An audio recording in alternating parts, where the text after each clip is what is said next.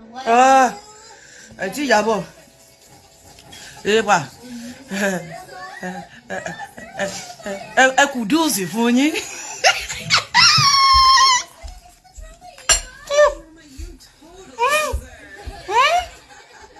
Àná lágbára, àná kẹtẹnkítẹ, àná super. Mambo unayotakiwa kujua kuhusu mama mkwe wa Juma Jux. Jina lake anaitwa Alice Iyabo Ojel maarufu kama Iyabo Ojo. Ni jina kubwa kwenye tasnia ya filamu nchini Nigeria, maarufu kama Nollywood. Akiwa na uzoefu wa zaidi ya miaka 25, ameigiza zaidi ya filamu 150 na kutayarisha zaidi ya filamu 14, hatua iliyomfanya kuwa miongoni mwa wanawake wenye ushawishi mkubwa Afrika. Bibi Alice Iyabo Ojel almaarufu Iyabo Ojo alizaliwa Desemba 21 mwaka 1977 mjini Lagos, Nigeria, akiwa ni mtoto wa mwisho kati ya watoto watatu. Akiwa na asili ya Abeokuta, jimbo la Ogun, Iyabo alisoma National College Baghdad na baadaye akapata HND ya Estate Management kutoka Lagos State Polytechnic.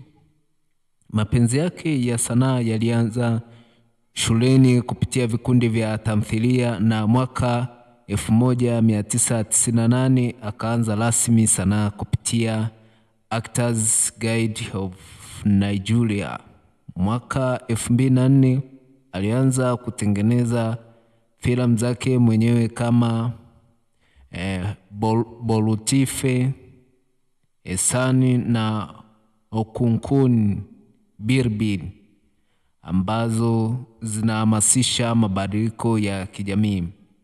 Filamu Silence mwaka 2015 na Alabake Olododo 2025 zimekuwa na mafanikio makubwa. Tanzania, Iyabo anafahamika pia kama mama mkwe wa Juma Jux, msanii wa mziki wa kizazi kipya Bongo Flava, jambo lililoleta umaarufu wake zaidi Afrika Mashariki kupitia hashtag yao ya JP2025.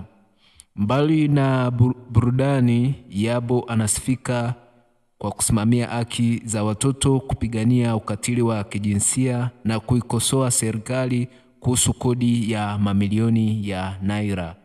Mnamo mwaka 2011 alianzisha taasisi ya Pinkies Foundation kusaidia watoto wenye mahitaji maalum na familia zisizojiweza. Kupitia taasisi hiyo amegusa maisha ya watu wengi sana. Mafanikio yake, mama huyu Alice Iyabo Ojel maarufu Iyabo Ojo ameshinda tuzo kadhaa, ikiwemo Best Supporting Actress ya mwaka 2012, na anaendelea kuwa nembo ya mabadiliko kwenye filamu na jamii.